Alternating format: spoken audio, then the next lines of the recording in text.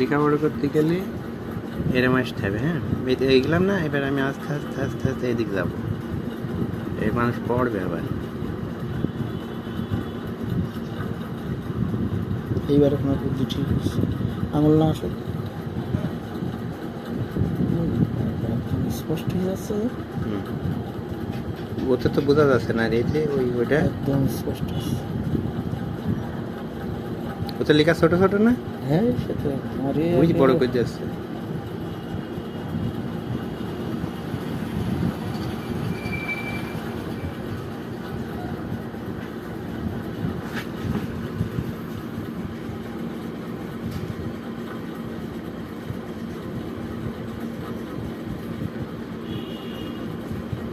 তুমি যদি মনে করো আমার তো ছবি করে নেবা, আবার নিতে পারবা।